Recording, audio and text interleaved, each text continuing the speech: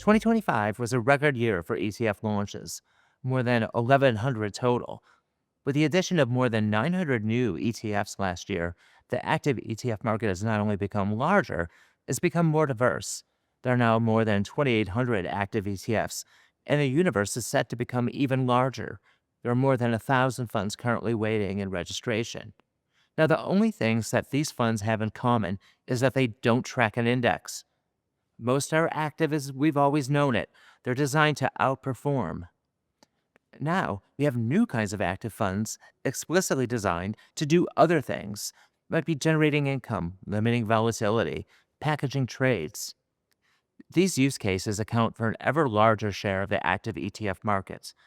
And they're not about beating the benchmark, they're about solving investor problems. Calling something active now is about as useful as describing an animal with fur as a mammal. Yes, it's accurate, but the label won't tell you much about what the animals look like or how they behave.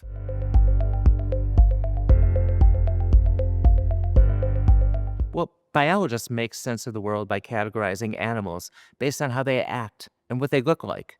Well, it turns out you can categorize the ETFs in much the same way. You can divide the active ETF market into three big groups. The first group, these are traditional active strategies. They fit in what we call the alpha bucket. They're still the bread and butter of the active ETF universe with about 80% of the market. But at the start of the decade, they had about 95% of the market. So what changed? What we call outcome and exposure ETFs make up a bigger share of new product launches.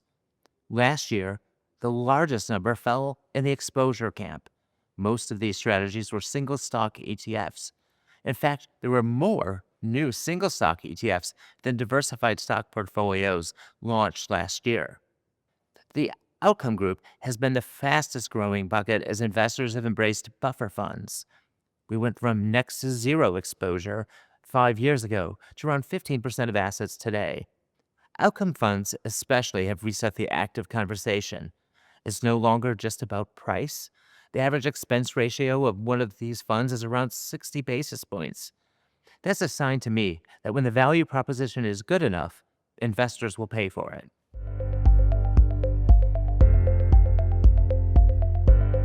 Depending on the time period, just 20 to 30% of new active ETFs get to meaningful scale within 3 years of launch.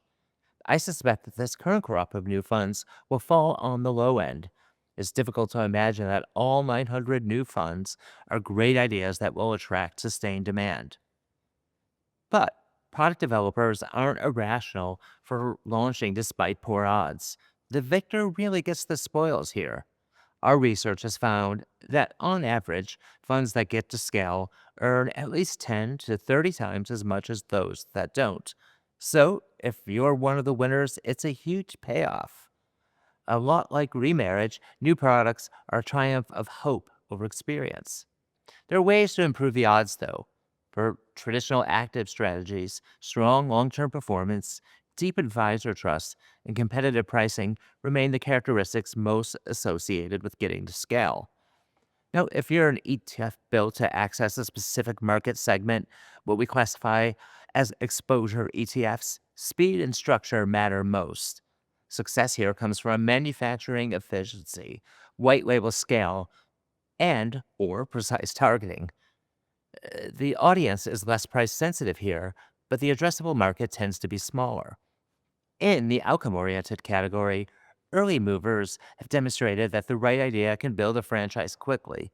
The buffer market is a bit crowded now, but differentiated structures that solve real advisor problems and come with meaningful distribution support can still break through. Across all categories, active managers face steep challenges. The competitive landscape is intense, and the reality is index remains the default choice for many, if not most, buyers. To win, managers must make a compelling case that their better mousetrap truly delivers value, and they must be able to persuade distributors to put those products on their shelves.